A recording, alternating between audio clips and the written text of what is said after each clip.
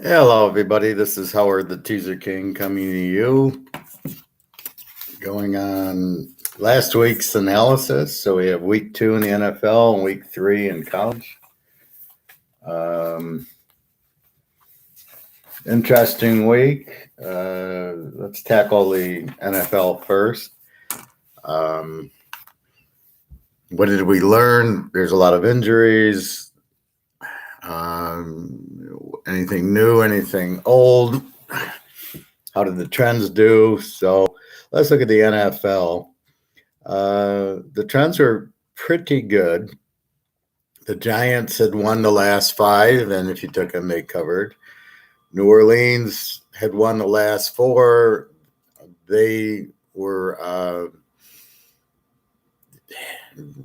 they just weren't good. There again, it's Winston. So he has a good game against Green Bay, and he has a bad game against Carolina. So what have we learned? Is Carolina's defense this good? Keeping New Orleans to 7. The Jets to 14 didn't show me anything. This week they have what do they have? Where's my week 3? This week they have they're at Houston with the backup quarterback, so we're really not going to learn much about their defense yet. So this is a strange situation in pros where they get the Jets with a rookie quarterback, then they get New Orleans with Winston, who's a lousy quarterback, and then we get Houston with the rookie quarterback. So Carolina's getting lucky. You can't really analyze them yet. What's really going on?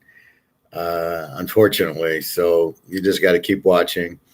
That's a team you just watch. They're probably an under team. They're gonna play good defense. They don't seem to score a lot. Darnell's terrible quarterback. Buffalo won last 5. Now they've won last 6. New England had won the last 10, 20. Again, they win easily. Brady 2-0 against Atlanta. Now Brady 3-0 against Atlanta. KC won the last 3 years. KC covers here. They don't win, but they should have won. I'm surprised Chocolate Eclair fumbled that they would run such a stupid play, like run up the middle where there's all these guys, and he didn't have the ball secure. The guy usually tipped it away, so that was bad. And then Green Bay won the last 4. Now Green Bay won the last 5. So the only trend that didn't work with New Orleans had won the last 4. Interesting that Seattle had blown a big lead to Tennessee. Not that Henry did well, but where was Russell Wilson? Tennessee's got a terrible defense.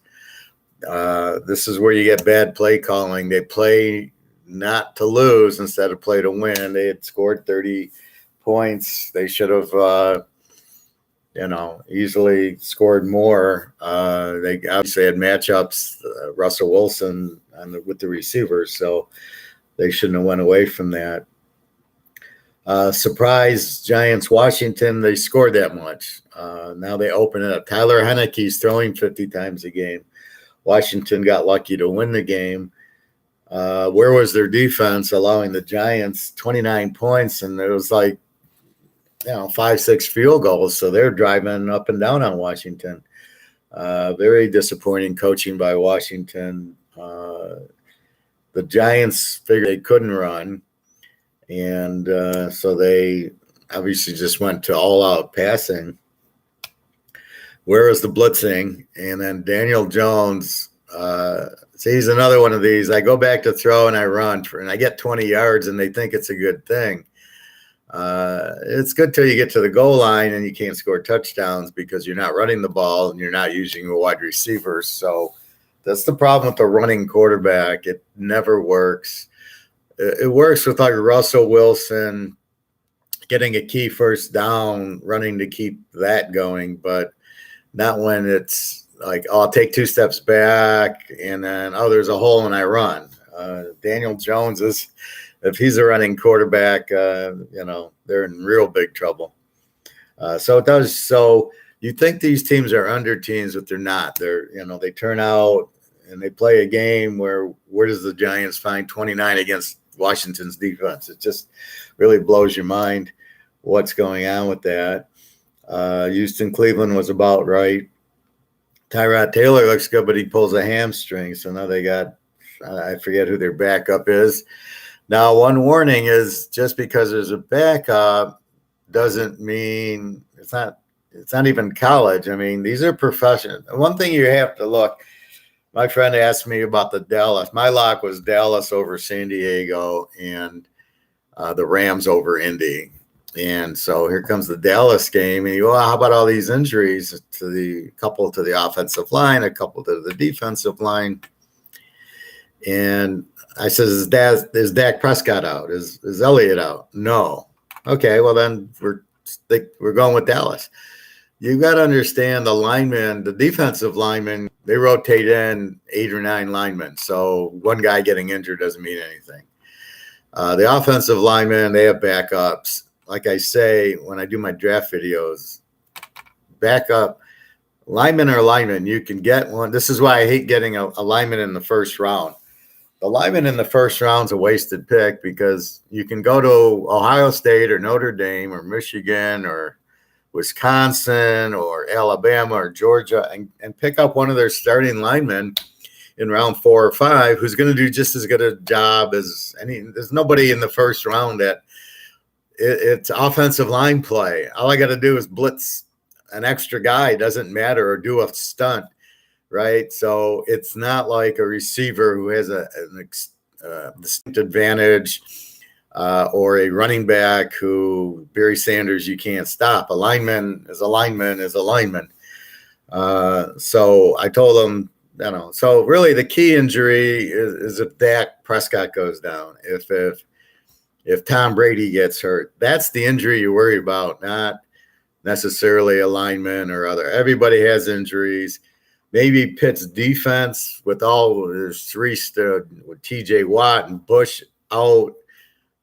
You can't just replace them very easily. So, yeah, that's probably a bigger deal when you lose 3 starting defensive players, but still the backups. Now they have an opportunity to play, and they're not. They wouldn't make the team if they're not good.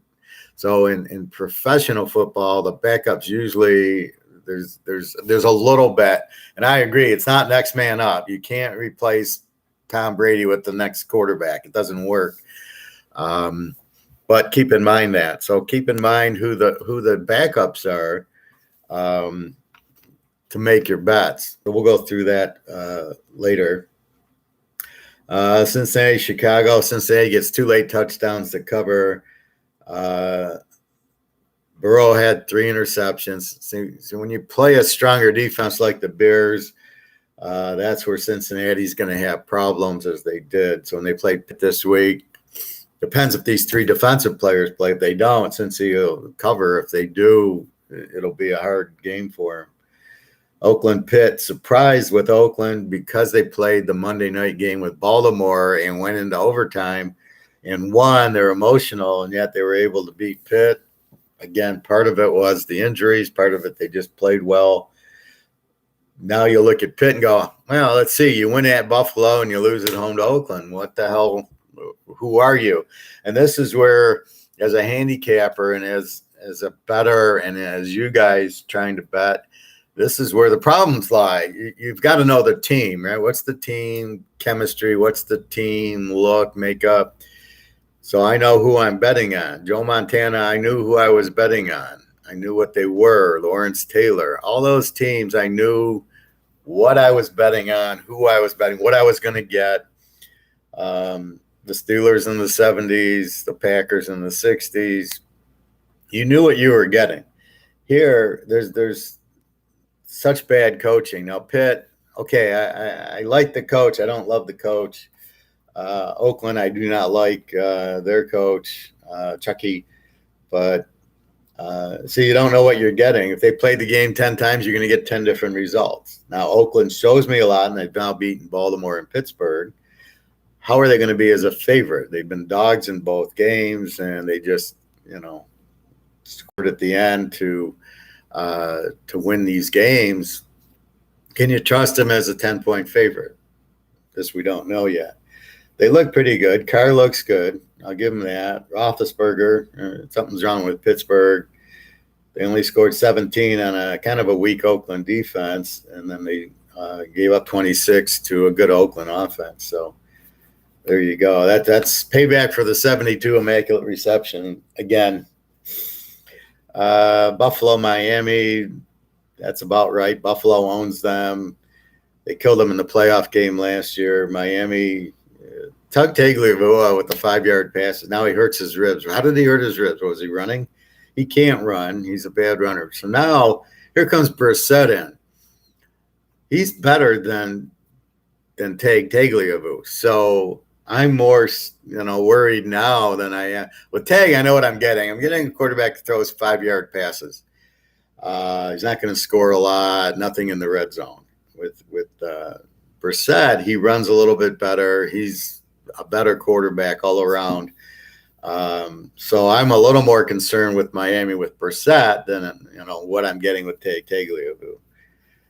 Very good defensive team. Buffalo, they again, Josh Allen. They probably didn't blitz him that much, and I don't know how many defensive touchdowns Buffalo got. The Rams and Indy, serious fixing going on in this game. The Rams should have won the game by 40 points very easily. They go right down, they score. They go right down, they score. And no problem. The guys are wide open. He's boom, boom, boom. Then all of a sudden they start running. Their defense, they don't put 8 in the box. They let Indy kind of run, and Wentz does his little running that, this is the problem with running quarterbacks. He sprains both ankles. That's the problem. What do you do when you get your quarterback injured? This is football. Quarterbacks, everybody gets injured. So therefore, what are you going to do when you get your quarterback injured? Now you've lost Wentz for probably 2-3 weeks. If he plays, he's going to play shot up in his ankles, and is he going to run? And but as a quarterback, see, when you get down to the goal line and you have 2 chances, and one you don't make it, and the second you throw an interception on a shuttle pass that you don't even look, that's your prop. That's Joe Montana throws touchdowns, right? Brady throws touchdowns in those situations. The bad quarterback turns it over and throws bad passes. That's the problem with Indy. But this game was so fixed. How about that punt? I mean, the Rams are punting at their own goal line. Now, why aren't they throwing the passes where the guys are wide open? First thing, the running sucked. I mean, I don't even know why they ran the ball when these receivers are so wide open. Richard Woods dropped everything thrown to him. Why was he still in the game? He should have been pulled. Indy's defense sucked, but they were good against the run. Again, the Rams defense sucked against the run. I mean, they're just terrible for what they had, although they put a good rush on. Aaron Donald was able to – he didn't know the game was fixed, so he rushed the quarterback. But, just the way it went was so phony. I mean, the Rams don't score for a while. Indy catches out. It's like they're waiting for him. Indy takes the lead on the worst fumbled punt I've ever seen. The guy, how stupid is this guy? So the guy, the middleman on the punt. So in case you didn't see it, the Rams are punting from their own 10-yard line. And the guy in the middle, is not supposed to get hit by the ball, moves over and gets hit by the ball. The ball goes – now why the punter doesn't just fall on it and take the safety, he tries to pick it up. Like, where are you going? Okay, forget about it. Take the safety. He doesn't pick it up, and they get a touchdown on it. How stupid of a play from 18 different directions was that? And that leads to Indy taking the lead. Now, here's my comment. Now, here come the Rams. 4 plays, 70 yards, touchdown. Now, where has that been the whole third and fourth quarter? They wait till they're down, and then they start playing like that. It's like, now that's typical Stafford. He did it with the Lions all the time. They'd score the first drive, then they'd sit back and do nothing. Then they get down in the fourth quarter, and then he starts throwing it all over the place. And then, against the weaker teams, he'd win. Against the lesser teams, it was like a good comeback, but they'd never win. And that's Stafford. So he does the same thing here. He starts out with a touchdown, then he disappears for 3 quarters. Then in the fourth quarter, if they're trailing, then all of a sudden he shows up. Terrible passing, a lot of low passes, and Woods, I don't know why he threw to Woods. He couldn't catch a low pass to save his life. Anyway, that's a fixed game right there. They win by 3, laying 3.5, 4, where they should have won by 20 easily. This was my lock because I was getting 2.5 because they should have killed him. And Indy with Wentz is terrible, but LA should have killed him in this game. Frisco and Philly, 17-11, weird game. Not what I expected. I expected both teams to score more. Again, Garoppolo, terrible quarterback. Hurts, terrible. Hurts is a running quarterback. So when you take the run away, you can't throw. So this is the problem with all these running quarterbacks. When they play a good defensive team that can scheme them, they don't do it. They can't throw to beat you like Stafford or Brady or whatever. So what did we learn? I don't know what we learned. We'll see what we learn on Frisco this week when they play Green Bay, when they play a real quarterback. Goff lit them up a little bit.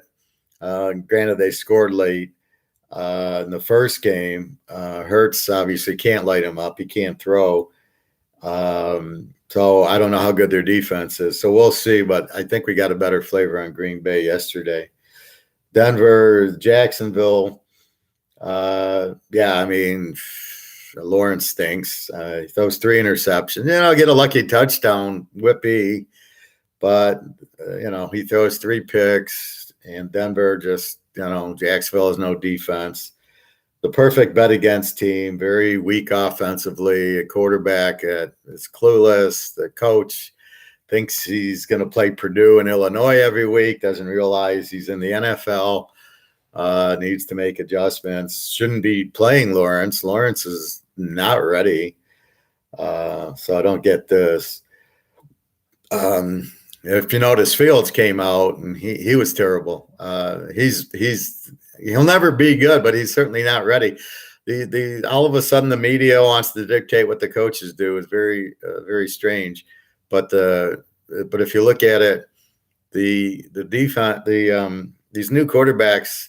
Look at the Jets. Wilson, who's probably the best of the 4, struggles because he's got nothing with the Jets. Tagliavue's terrible. You've got Wentz isn't very good. Hurts on Philly is not very good. And then you've got like this year, you've got I circled it. You've got who's the other quarterbacks? So Fields certainly not ready. Can't even beat out Andy Dalton. Wilson put up a whole 6 on New England. And Lawrence certainly not ready. And there's one more, but I can't think. Oh yeah, and the guy in New England, Jones, who I think after I thought Wilson was the best and Jones was second best. So 25-6 against the Jets. He's not ready, but he's okay. But these quarterbacks, they think because they're fast and they can run that's like going to work in the pro football. The linebackers are as fast as, and some of the defensive ends are as fast as the quarterbacks, for sure. Like Aaron Donald can run down Lamar Jackson all day. The linebackers, the very quick ones, and then you just bring in an extra safety or two. And what's the running quarterback going to do? This isn't college. So again, everybody looks at them in college and they go, "Oh, this guy's great." And look at these guys on Oklahoma, and then they get in the pros and. Okay, Kyler Murray runs for his life, throws 3-4 interceptions. Baker Mayfield, I like Baker Mayfield, but he throws better. He can run a little bit, but he's looking to throw. But these guys who look to run as soon as they can, like I saw Daniel Jones, this is pro football. You've got great receivers. You're supposed to throw to them. All right, so. New England and the Jets, I just talked. Wilson, puts up a whole 6 points on New England. I bet the game under, not surprised that it went under. New England, good defense. defense. They're going to play Mac Jones very carefully, a lot of field goals, and the Jets aren't going to do anything offensively. Very weak team. So when you have two under teams playing, you play the game under, right? New England's an under, the Jets are under, both with new quarterbacks. They're not going to light it up. New quarterbacks aren't going to light it up. Jacksonville, they're a bad team, but they're a weak offensive team, putting up 13 here. In the first game, they scored with 4 seconds left against Houston, where it would have been 14 points, and their defense is not very good. He doesn't have enough Ohio State players on it, Urban. So when you get two under teams, you want to play the game under. 43 under 49. They scored 31 in the game. That was the very easy play. Minnesota, Arizona, both over teams. Minnesota is a very good offensive team with Jefferson and the other wide receiver. Slips my mind now. Kirk Cousins is a good quarterback, but he throws a lot of interceptions. He can't win big games, but he's a good quarterback. But they don't have a good defense. And a lot of their defense, when I heard the defense guys were out, I was happy because I'm betting the game over anyway. I don't care. I don't think Minnesota will win. They should have won. They missed a field goal. I'd have cut that kicker and been gone. Arizona, probably not enough pass rush on them at the end. And it goes 34-33. It's funny how they scored like 50 points in the first half and like 10, like 15 in the second half. Minnesota had like 20. It was like 24-23, and they each scored 10 points in the second half. It's amazing how that happens. But it easily goes over. I had the game over. See, when I really don't know who's going to win, but both teams are explosive. Like Arizona is an explosive team. I know Minnie's going to score on them. There was a couple pick sixes off of Kyler Murray because he, in Oklahoma, they didn't teach him how to throw into coverage. Just their system, the guys are wide open, so the quarterback looks better. But they're an offensive team. Murray and great receiver. Rondell Moore from Purdue is incredible. So you've got really good receivers. So there's going to be a lot of points. When they play a team like Minnesota, there's not going to be a lot of defense. They must have a good run defense because they held Tennessee to nothing. So that was very shocking, holding Tennessee down. But here against a good quarterback, Minnesota lit them up. So that's what you do. That's why you rank the teams, overs, their A's, their Z's. So here you have Arizona, an over, good quarterback. They're going to score a lot. They don't have a great defense. Minnesota, good quarterback, good receivers, weak defense. So the teams are going to march up and down the field, but they have good quarterbacks, so they're going to keep scoring. So that's why you rank it. So you go, okay, over against over. The over-unders, I had it at 50.5. I go over 44.5. I'm over at halftime. I love those games. I don't have to sweat out the late touchdowns and everything. Atlanta, Tampa, Tom Brady, what can I say with all that weapons? They're definitely an over team. Their defense isn't as strong right now for some reason, probably getting into shape. Atlanta, I'm glad to see them put up 25 points because with Matt Ryan and those receivers, you're like, why aren't they scoring? But that'll take a few weeks to get the new kid from Florida in, the tight end Pitts. They got Ridley. They lost Lamar Jackson, who looked pretty good for Tennessee. So Tampa with Brady, they've got it down cold. They're definitely against, they play the Rams this week. Are the Rams an over team? Well, the way their defense looked against Indy, I would say Tampa's going to have a field day putting up 35, 40 points. I think Stafford can score on Tampa because their defense doesn't look as strong. So it's definitely an overplay. But then you also have, I would say, play the dog. Right now, Tampa started as a -1. I see a lot of evens. Wherever you can get over a touchdown, just play it. If it's even, just play Tampa. Tampa will be the play against the Rams. You're not going to stop Brady. Even with Aaron Donald, they'll figure out ways to hold him down. Sorry about the lawnmower, fellas. Tennessee, Seattle. Seattle blows a big lead. So they scored and scored and scored, and then they don't finish the job. Tennessee, again, the running back. God, I'm drawing a blank there. He's what's his name? The Alabama.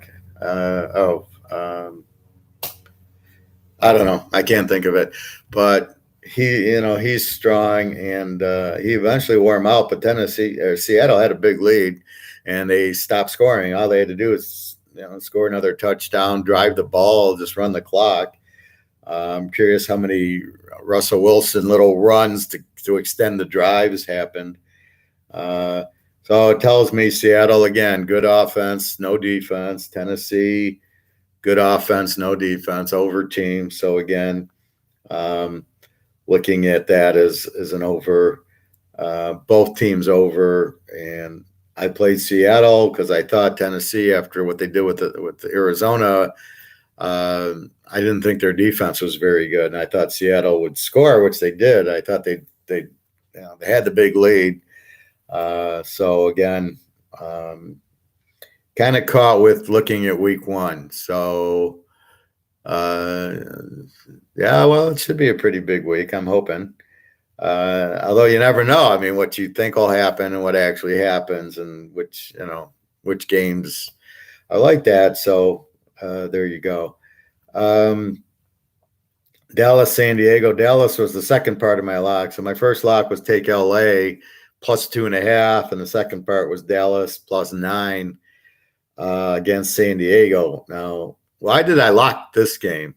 Well, first of all, the offense shown against Tampa Bay said to me they're going to score. I expected more than 20 on San Diego, who's got a good defense, but the game started out 14, and then they had the roughing the punter penalty, which killed them. I don't understand why teams do that. Screw the punter. Just let him punt. What's the difference? You want the ball. You're not going to block the punt. Maybe you'll block the punt. Now, the guy in all defense was grabbed by the offensive player and thrown into the punter, which the refs conveniently didn't see. So it really wasn't roughing because the guy was thrown into the punter. But why is he even that close? You can't get that close to the punter. You got to take an angle. So that really killed Dallas. I think they would have came down and scored at the end of the half. They had 2 minutes left. They would have had the ball thrown 10. They could have driven down the way they were playing. So I like Dallas against Tampa. Now, this was an eyes thing. San Diego also is terrible against the number. So here's San Diego against the number. I'm going to give you some trends here. So I'm going to go into Excel. Okay, San Diego against the number since 2018. So 2018, 2019, 2020. And this is 2021. So in the last 3 years, San Diego against the number is 41-11. It's even better if I go back to 2019 and 2020. Let's give that one. So that's the last 2 years. That's Justin Herbert. They're 30-4 against, and that includes the 2 games this year. As a home favorite, they're 12-0 against. So this is all with Herbert, right? So it's a weird team. They're only 5-7 as a home favorite in a teaser, 12-0 against, 30-4 against overall. And this is where I go, okay, I'm betting against San Diego. Dallas has good offense. They're going to score. Their defense played very well. San Diego had 2 touchdowns called back, which would have made Dallas probably score more at the end. So I'm still confident had San Diego not gotten these penalties, they would have been okay. So Dallas ends up winning. I didn't think they'd actually win the game, but I did think it would be a field goal game, and we're getting 9, anything over a touchdown. So that was really a bet against San Diego. And the way Prescott looked good, I knew Elliott would do better, and the receiver. So I like the whole Dallas scheme to score points. I'm not crazy. Their defense played better, but San Diego had a couple touchdowns that were just called back. KC, Baltimore. KC, great offense, no defense. Baltimore, Lamar came on, and their defense is not very swell. It's hard to say against Kansas City. You'll see against Detroit. Detroit won't do much scoring. But KC was my play, getting 2.5 because they had won the last 3, and Baltimore had the injuries and off the Monday night. And KC should have won. They fumbled at the end. I thought Chocolatey Clear had the ball very weak in his hand. He only had one hand, and the guy just stuck his hand in and he fumbled. It was a terrible play, especially with the game on the line. I'd have been better off to see Mahomes throw either a pass to Kelsey or just kind of scramble himself off the end. Very safe plays where he just runs out of bounds and picks up 3-4 yards instead of getting into the middle.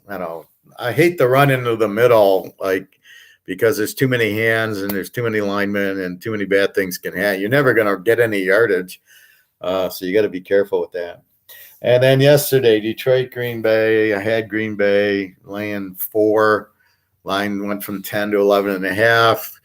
As I pointed out, Green Bay, after a loss, an embarrassing loss at home against a weak team, they were going to be out on fire. They played the first half. Detroit had some surprises, and then Detroit played typical Detroit ball, a fumbled snap, an interception, typical Lions football. Green Bay, just kept rolling. And there you go. Now Aaron Rodgers is back. Green Bay's defense is still weak. They need help. They need help rushing the passer. I guess their best pass rusher's injured. So when he comes back, then you'll see a better defense. Right now their defense is lousy, but a good offense. The defense got better in the second half. And I think they'll gel. They got a new defensive coordinator. This is the problem with pro and college football now, is these coaches get fired. There's 7 new coaches in the NFL, right? And when they get fired, they bring in all these new coordinators. They bring in their buddies, and they bring in the new coordinators. And then the team has to learn, instead of the coordinator learning that this is what I have and this is what I need to coordinate, they bring in their own system, forcing all the players to learn the new system. And this is the big problem, right? So the players need to learn the system. The system maybe doesn't fit half the players, especially defensively. A new quarterback coordinator for Aaron Rodgers, or he had to go through a whole new head coach with a whole new coordinator from Mike McCarthy, and so he's saying, screw it, I'm just going to call my own plays, and you got to have to deal with it. But this is the problem that there's Urban Meyer, new offensive and defensive coordinators at Jacksonville, among the head coach. And all these teams that bring in the new coaches, it's a whole – you have certain guys picked specifically for certain coaches. When you fire the coach, you basically are firing half your players because they're not going to fit the new system, and then you got to bring in a new coach for the new system. And this is what happens. So you've got to – You've got to realize that. So like Green Bay's got a new defensive coordinator. They got to get used to that. So that's why after about week 5, I'm going to say, then you're pretty much familiar with the way the coordinator is going to call the plays. The coaches, like Urban Meyer at Jacksonville, he'll probably adjust, and you'll see growth. And that's what you need to see. So let me look at teaser trends. I'll go back to 2019.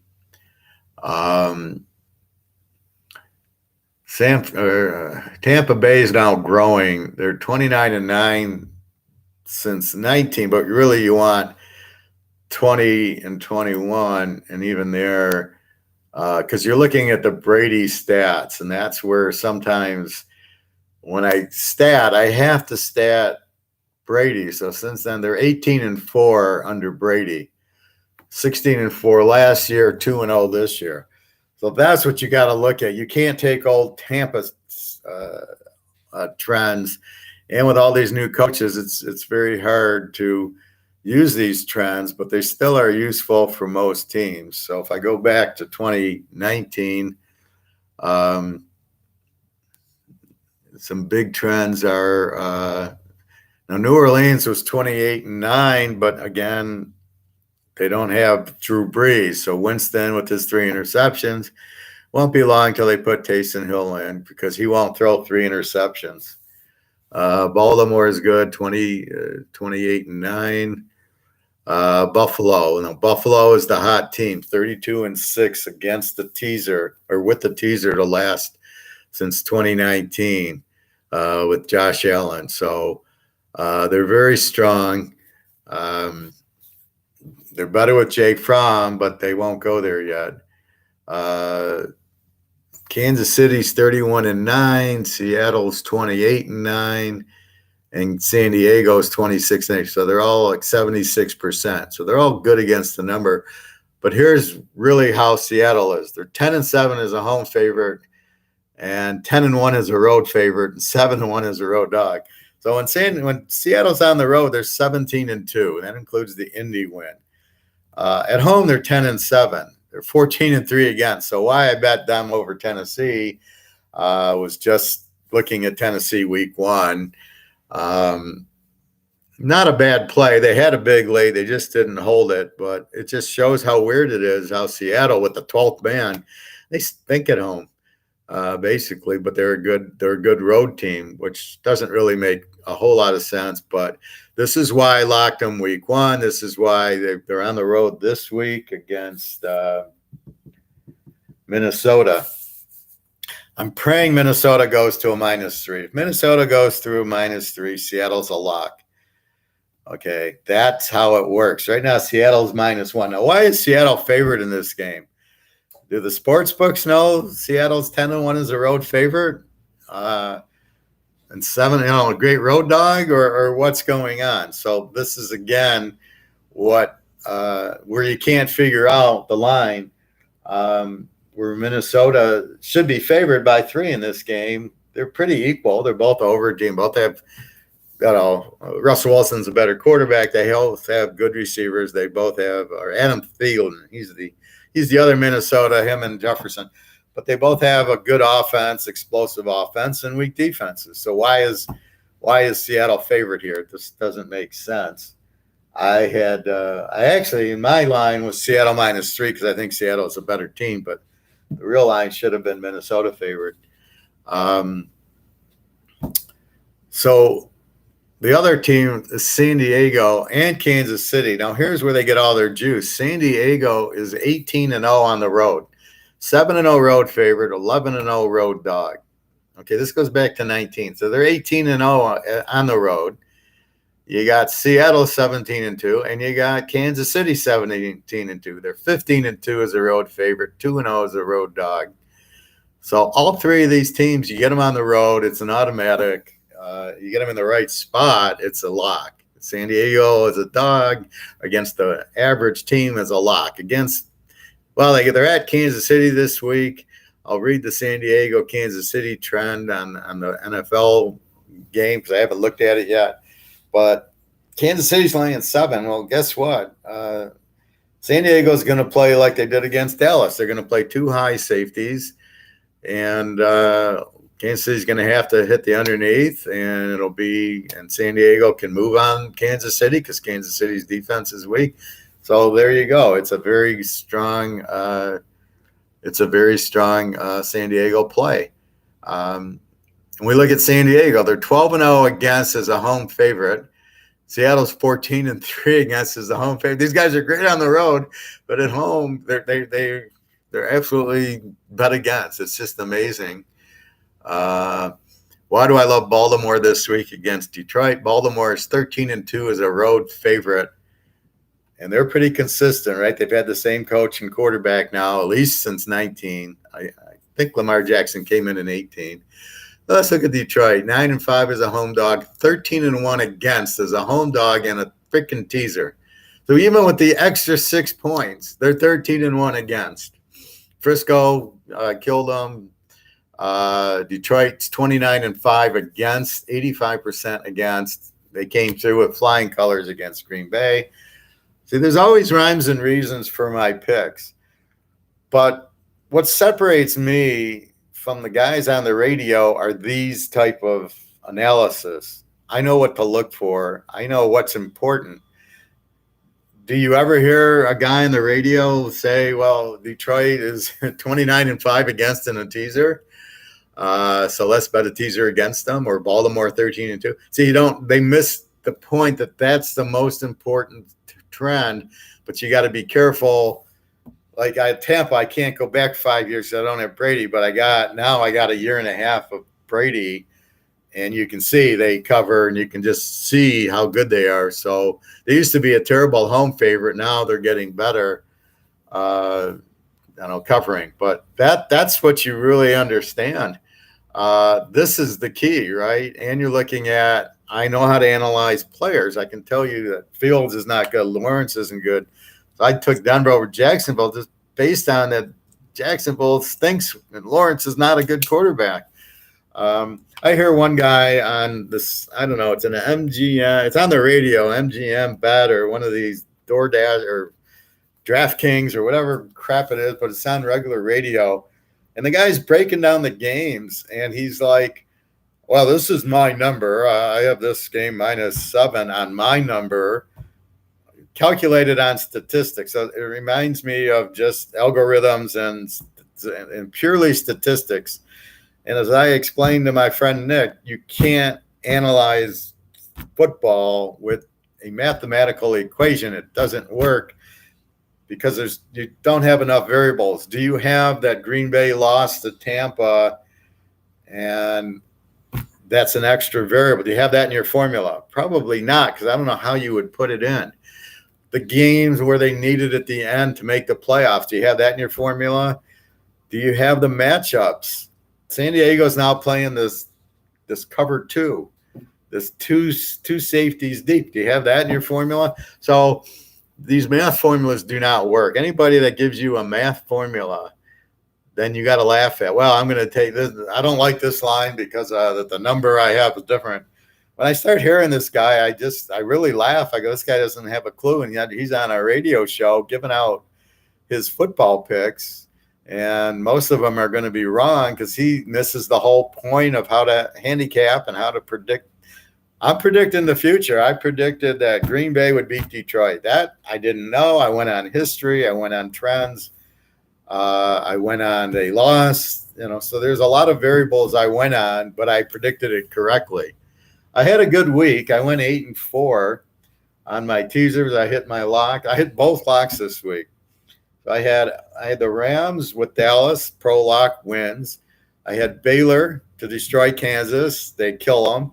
And I have the UCLA Fresno State game over, which really I had to wait till middle of the fourth quarter, even though it was in the upper 40s. And then all of a sudden they scored 3 touchdowns the last 3 minutes of the game to go to 77, an easy over. So that's what I was looking at, but that was my lock. Baylor playing Kansas, only 17 points. And I'm reading Baylor and I go, they're an over team. They score a lot of points. They're balanced. They can run and pass. So it's not like Kansas can play a 2-deep zone, but Baylor's a good running team. Also, they're very well balanced. They're going to score up and down.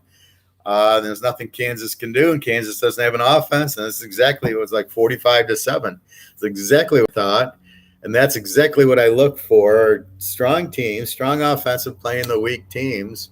I remember I got a question last week about the Army-Connecticut game where they were playing UMass or Connecticut. Army, go Army. They were playing Connecticut. And I said, well, Army was laying 34, and they're a good running team. But are they going to score enough? Well, they did. They scored 52, but they gave up 21 to Connecticut, which was shocking. So they win by 31, which is a great cover for Army, but it doesn't win. You have to tease them.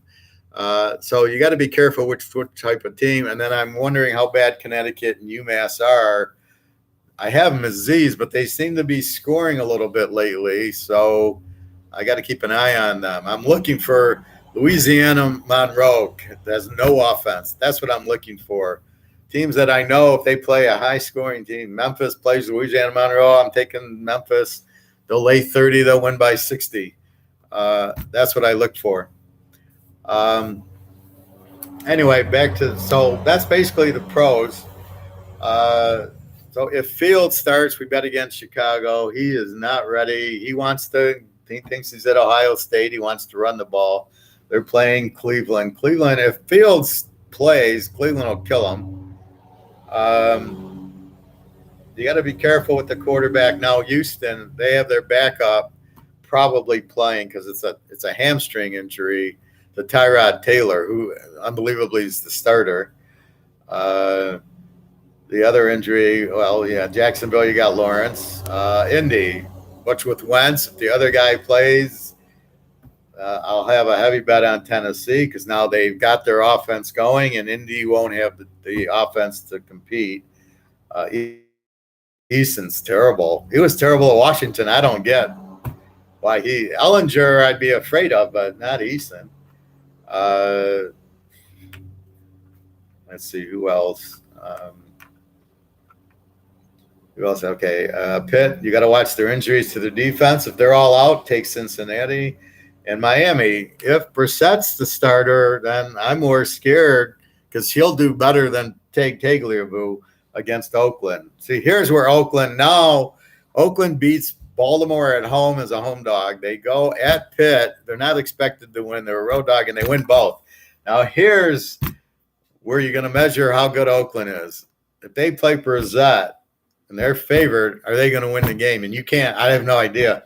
I don't know how good Oakland is. I know Miami's got a good defense. Now, a real good team, the Kenny Stabler Oakland teams, would easily win this game. But here, this is the problem. Oakland's not that great of a team. Now they're favored. The whole personality of the team changes. When you're a dog, you're mad. I'll show you. When you're favored, unless you're playing Detroit or Jacksonville, you got to have a mindset we're going to win. Now they get a little nervous. Oh, we're supposed to win, and they can't handle that. That's why I break it into home favorite, home dog, road favorite, road dog, to look for the favorite teams. I mean, look at Seattle and San Diego's home favorites are horrible. As road favorites, they're great. So this is the whole thing there. They don't know how to be favorites at home. And when they're traveling, they're better for some reason. Again, Denver and the Jets, terrible. Zach Wilson I like, but they're just terrible team. You want Seattle as the dog against Minnie. You want the dog in the LA Tampa game. You want probably the dog in Frisco Green Bay, and then Dallas Philly, probably the dog. The only team with the trend. Now, if we look at the trends, I already gave them to you. So for 2019, you bet against Detroit, 29-5, 85%. You bet against the Giants, 27-7. You bet against Cincinnati, but they're getting better with Joe Burrow. So this is 2019. Burrow's not there. It's more 2020. So you got to be a little lenient with that, but they're still a weak defensive team. You bet against Jacksonville, even with Urban Meyer, you're still betting against them.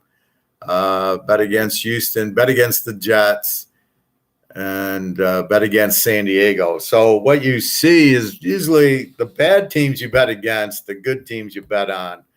That's what normally happens. Where am I? That's what normally happens in these. I'm back. That's what normally happens with these teams and the teasers, right? So you find the best of Joe Montana's, you find the Jimmy Joneses, or Jimmy Johnson's, my brain, and you follow them, and that's what you really are looking for. You want to bet on the best, and you want to bet against the weak, and that's very successful. I'll do a quick college. Teams off of a loss last week were Ohio State. They won. Texas won. Washington won. Buffalo covered, didn't win. USC blew out. Iowa State blew out. The only teams that weren't successful after a loss was Florida State and Utah. And I'm wondering about Florida State with Mackenzie Milton. I'm seeing him playing. I'm looking at the highlights, but he doesn't I don't know. He seems to be not himself yet, which you can understand. So we got to give him a few more weeks to become Mackenzie Milton again. But right now, he's very tentative out there. Oklahoma, Nebraska. So I think Nebraska is now a much better team than the team that lost to Illinois. I think they have a great defense. They just have Martinez, and here's their problem. What did Oklahoma do? They spied Martinez, like I thought they would, and they didn't let him, So if you spy Martinez with a good player, they don't have running. There's nobody else that can run, and there's not really good receivers. So Nebraska's really an under team. Against any good team, they're going to spy them. Wisconsin, Ohio State, this kid ain't going to do anything, but their defense looks good. I was surprised UCF lost to Louisville, but UCF, they're just an over team. Very good offense. Their quarterback got hurt on the last play, broke his clavicle. So be careful of UCF. The kid's probably out a month. The other injury was the Fresno State quarterback. Near the end of the game, he throws a touchdown pass, and he hurts his hip. And he was in great pain. Yet he came back in and won the game with 10 seconds left. On the last play, he can barely walk, but yet he takes the snap, fades back, throws it in the corner of the end zone, touchdown, Fresno State wins. Very emotional win for Fresno State, but be careful with the quarterback, because I know Fresno State this week is they're 31 over Vegas, or 30 over Vegas now. Be careful, because if the regular quarterback Hayner is playing, they'll kill him. They'll win by 50 points, especially off the UCLA win. They're rolling. They're a very good team, Fresno State. However, if he doesn't play, it's a question mark on how good's the backup. Is he going to light them up? Is it the system where they're going to score a lot? So this we don't know. So that's why you got to be careful. But you got to be the injuries to these really good quarterbacks. Both of these you got to be careful with them. Some other games, Michigan, they're running the ball down everybody's throats. They got Rutgers. They should run it down their throats. How good's their quarterback passing? He's done a little, but not a lot. And that's going to be the question. But Michigan looks much improved this year. I'm not quite sold on their defense. They did shut out Washington. And Washington, I know they're having a tough year. It's still a good team. They got good recruits. They have a good defense. They might be young, but Michigan just ran it down their throats. So that's kind of proof that running a game is going to run. I think they'll give Ohio State all they want this year, because there's just so much of beat Ohio State, and Harbaugh's never beaten them. He had them that one year with the bad call on the JT Barrett scramble late in the game, and then they ended up kicking a field goal going to overtime. He was short on it, but they gave him the friendly Ohio State mark, and he got a first down. That kept the drive going, but he was short, and the game was over. Michigan should have won the game, but Michigan should never be throwing from their own end zone pick sixes when they got the game under control. So Harbaugh lost that game, but they were very strong in that. But I think that's what Michigan's shooting for. And I think with this running attack, they got a really good running back. And I don't know how good their defense. They haven't played a really good offense yet. Rutgers does not have a good offense. We'll learn more when they play Michigan State. Michigan State looks very good. Their quarterback is one of these coaches' sons. It's like Pat Hayden and J.K. McKay, where they play together since high school. Well, that's what he has. He's the son of a coach, and they look very good. Now, beating Miami, I'm not sure how good that is, because Miami's not Miami. Michael Irvin's not there. Jimmy Johnson's not there. It's not the same Miami that won me a car. So just be careful. But Michigan State looks to be very, very strong team. A very good dog, I would say.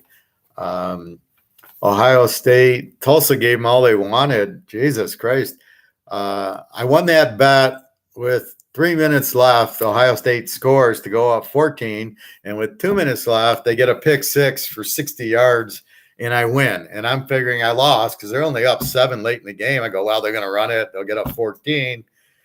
Tulsa might come back. And then sure enough, Tulsa had to throw. They're not a good passing team.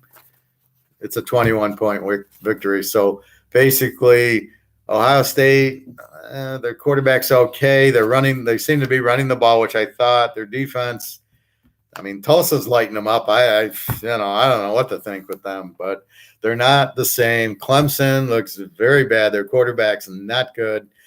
Their defense it's just going to play defense and run the ball. So they're now an under team, Clemson. They're not an A anymore. An A is really good offense, really good defense. They are not a really good offense. They are a really good defense. You can see they held Georgia to nothing. Georgia goes and plays these next two games, puts up 50 points a game. But you see how good Georgia's defense is. Clemson's an under. Georgia is a solid A team. They're going to give Alabama all they want in the championship game. They'll give Florida all they want. Florida looked good, even though they run the ball a lot. They looked very strong.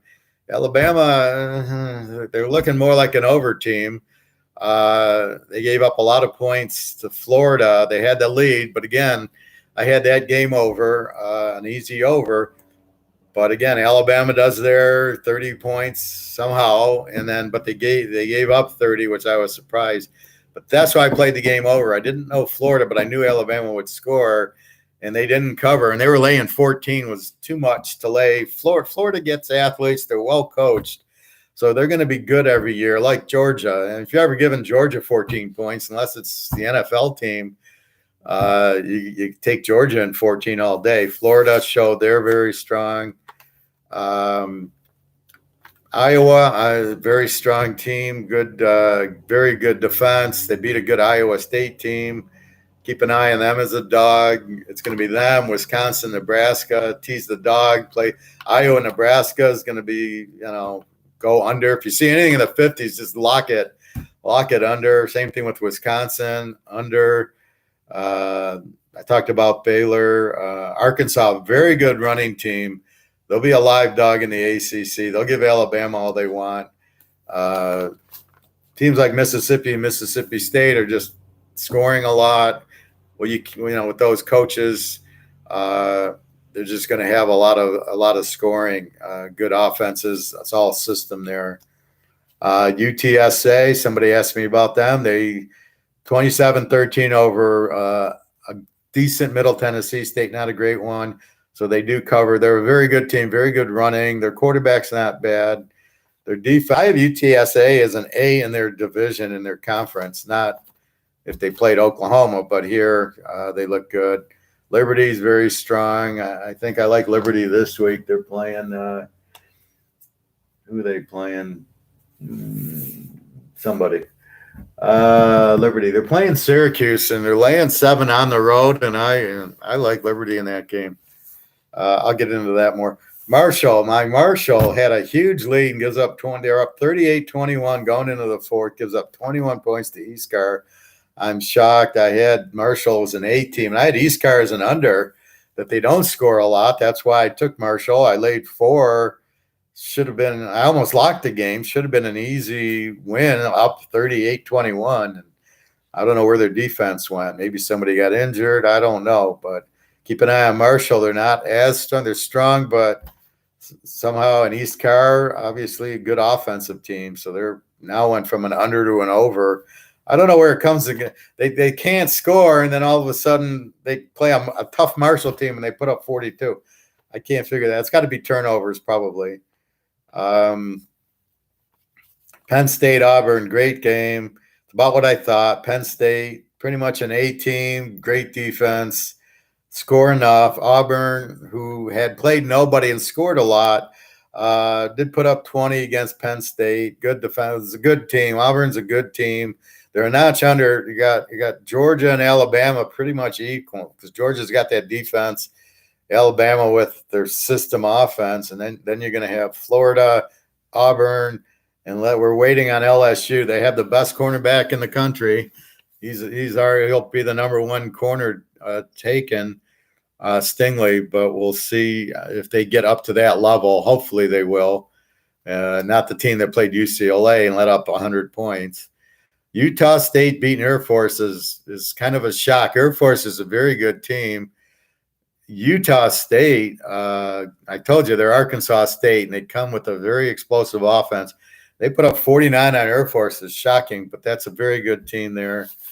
Virginia, North Carolina, good. Virginia, explosive team. I thought they had a better defense. So when they play good teams, it'll be over games. They could beat Clemson. They have a good offense, good quarterback. Stanford beats Vandy 41-23. Vandy's not that good of a team, but Stanford's scoring now. So I don't know what happened in the first week at Kansas State. Texas killed Rice. They always kill Rice. Now so Texas has trouble against Tulane and then kills Rice. So again, this is just new coach, new coordinators, learning curve. Oklahoma State beats Boise State. A very good win for Oak State. Boise's a pretty good team. Oak State is an under. They're not scoring the way they should, but they're good. They're a good, solid team. So they'll be pretty live in the Big 12. BYU beating Arizona State. Arizona State's supposedly a very good team, but BYU kills them 27-17 at home. BYU at home is a very good team. They keep making them home dogs, and they keep winning. They beat Utah. Now they beat Arizona State. They'll beat the rest of the Pac-10. So, watch out. They've obviously are well coached, and Zach Wilson was a good quarterback. See, you wonder if he's a good quarterback or it's a good system. Alabama, it's a system.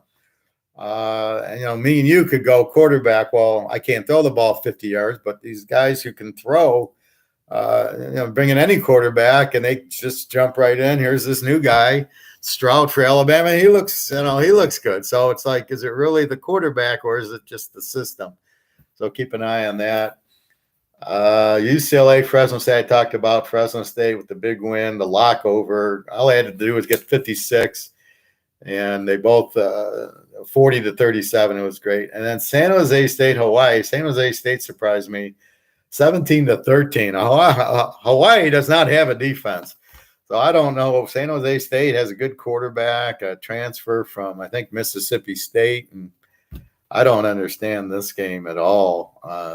The score, Notre Dame, Purdue. I'm trying to figure out Notre Dame. I had the game over. I thought Purdue would score a lot. I thought Notre Dame, they gave up a lot to Florida State. They gave up a lot to Toledo. I'm figuring Purdue's going to have a field day on them. I didn't know what to do. I thought about taking Notre Dame -1 because they're at home and they're the better team. And I was mad I didn't do that, and I went with the over instead, which pissed me off because Notre Dame wins. I should have won with it. This will be a good one this week, Notre Dame, Wisconsin.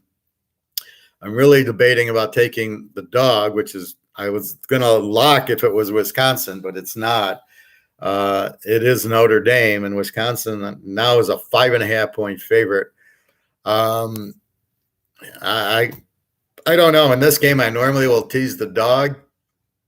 Notre Dame, I'm questioning Notre Dame's defense.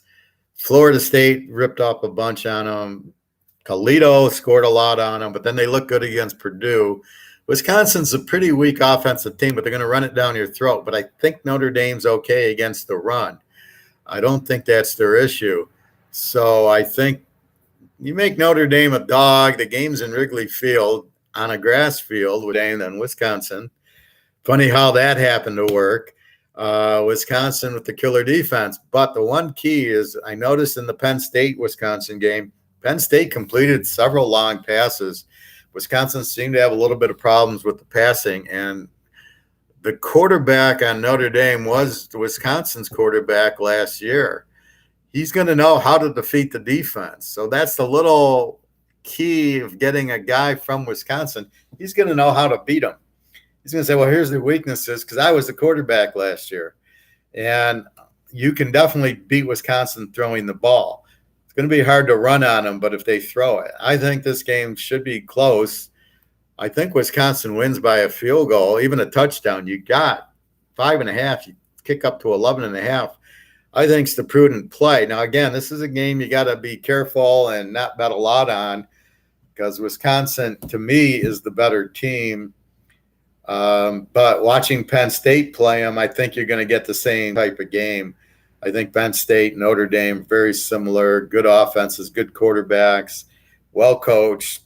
Notre Dame's defense, they'll take the run away and make Wisconsin beat them throwing, which Wisconsin can't. So I think I like Notre Dame as the dog in this game. But this is a good game. This is a learning game. You'll see how good Notre Dame really is. They can handle Wisconsin. Wisconsin, is going to run it down their throat and play good, strong defense. So if Notre Dame can beat that, then, yeah, they're real. If Wisconsin beats Notre Dame, you give Wisconsin. They still got to play.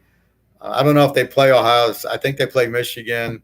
But Michigan, the matchup's going to be terrible. You cannot run it down Wisconsin's throat. So here's where it's all matchup, right? Michigan plays Wisconsin. What are you going to get? You're going to get Michigan running into Wisconsin, into a stone wall. They're not going to get anywhere. Going to have to pass to beat them. And can they do that? And that's what we don't know. And that'll tell you how good Michigan is. This game will help you with that by telling you how good Wisconsin. But I think you got to pass to beat Wisconsin like Penn State did. Notre Dame can do it. I don't know if Michigan can. All right, everybody. So that's my last week's look. Again, keep in mind these rookie quarterbacks in both leagues, right? Fresno State's quarterback goes down.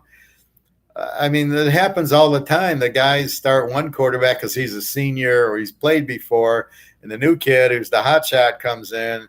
You finally give him a chance, and he lights it up.